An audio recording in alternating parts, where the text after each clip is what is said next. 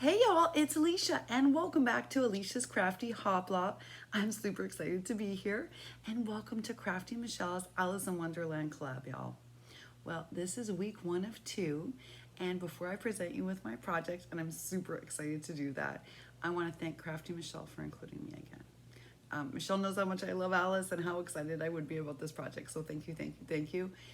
Please, I'm listing all the other collaborators in the description box down below. Please make sure to check out everyone's projects. Y'all know you're gonna be inspired. So it's like a fun day for you, but it's also a way to enrich yourself creatively, maybe get some inspiration. Yeah, make sure you check everybody out. Without further ado, I'm super excited to bring you my project. I worked on it for a long time. I traveled with it. I was super nervous. And then earlier this week, I actually sort of went back to it and redid one part of it. And now I'm super happy I did. All right, y'all, those of you who have been with me or subscribed to my channel for a long time know that I hauled this about a year ago. And this was the Tim Holtz assembly clock. And I got it on sale from $31.99 to $11.97. But y'all, it was missing all the fun pieces except for like 3 or 4. That's why it was marked down on clearance, because it was missing everything. But the clock was there. One thing about this clock is that it was super shiny silver. Like you can see it in the picture, like, I mean, high polish silver. It was like so shiny. And when I first tested this out, you know, I like to prototype, but I couldn't prototype with this because there was just one, right?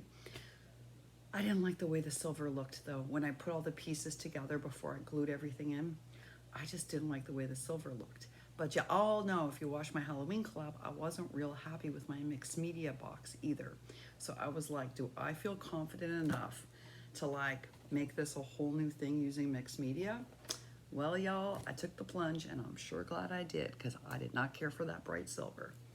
Y'all, this is my Alice in Wonderland with the clock yet, the rabbit clock shadow box. And the only thing I wish is that in real life, it's not as dark as it appears here. Granted, I'm not backlit. In real life, she's much brighter, but I wish I had thought through how it may look to you on camera and had thought that through and maybe backlit Alice inside. But besides that, y'all, I'm super happy with this. So I'll tell you first what I did was, this was super shiny silver, just like in the picture. And you can see I left the super shiny silver around the rim, so you can see the difference, y'all. So how did I get it this kind of like tortoiseshell patina that you see here? Because y'all know I did not get that effect, even though I wanted to on my Halloween collab projects, right? How did I do it this time? Well, after the Halloween collab, I spoke to Misty, my paper cuts, and I was like, okay, how did you do that? Because clearly I'm doing this wrong. And she was like, you're not doing it wrong. I just find it easier and better to use distress inks. And I was like, for mixed media for this? And she explained to me how she did it. I'm sure glad you did, Misty.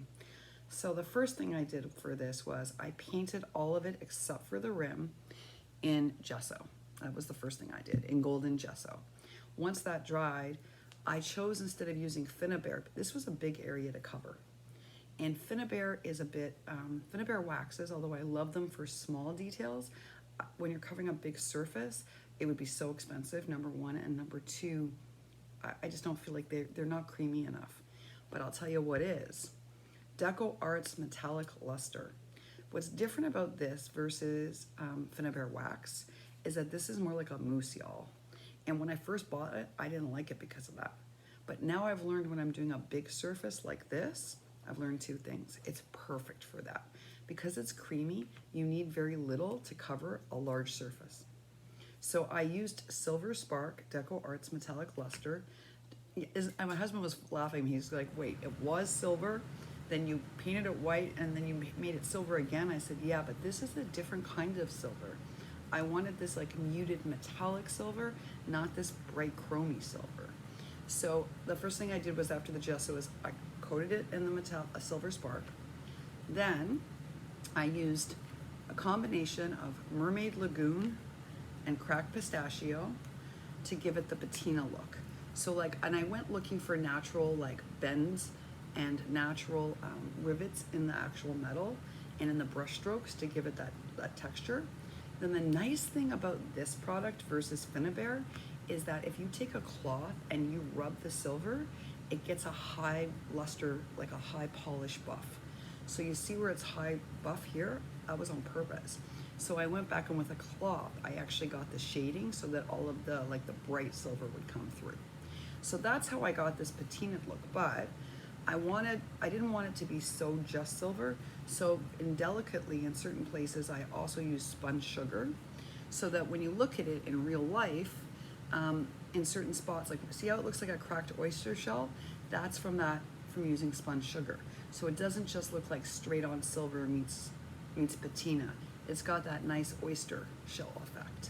So that's how I actually transformed this from a silver into like mixed media patina. Then I don't know where I got this metal frame from, y'all. I don't remember if that's a Tim Holtz frame. It was in my stash. So I took that, and before I coated it in Silver Spark, I didn't actually coat it, I accented it. I painted it using the holographic illusions in white. And I loved the effect. Now you won't be able to tell, excuse me, on my camera, but in real life, this has a slight holographic glint that I love, I love, I love. And you can't see it on my camera. Then this is a wooden snowflake, and this one is just painted. It's just painted white, and then it's topped also with a bit with a holographic, but very little. I was heat embossing a bunch, I was heat embossing a bunch of these yesterday, and I thought, oh, it's a shame I didn't think to do that when I worked on this project. But I still like the way it looks. The embossing has more shimmer to it, so I think if I would redo anything now, that's the one piece I would redo. I would have heat embossed that. These are metal pieces, these are metal gears, and they were bronze, y'all, when I started with them, so they were this color. And what I did was, again, I coated them in Silver Spark, and then using Cracked Pistachio and Mermaid Lagoon, I shaded it and altered them. This is a piece that actually did come with the kit. It was like one of the only pieces in the kit, and it says, "Remember the Now," which I think is so great for this piece and for COVID. Again, it was bronze, so I made it silver, then I patinaed it so it has a nice dimension. Inside are the little trees I hauled from Hobby Lobby. Remember I told y'all I got these not for Christmas, but for the collab, and there they are. I wanted Alice to be big and the trees to be little.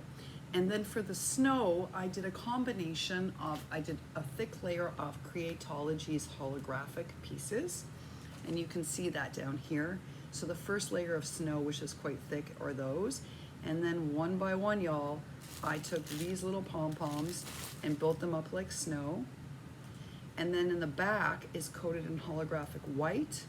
And then I attached a whole bunch of these snowflakes that I painted.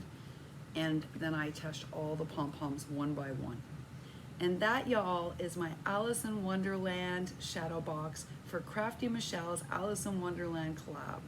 Again, a big thank you to Crafty Michelle for including me in this. I so loved making this. I so loved it. And I love this collab. Again, please remember to check out everyone else in the collab. I'm putting their channels down below.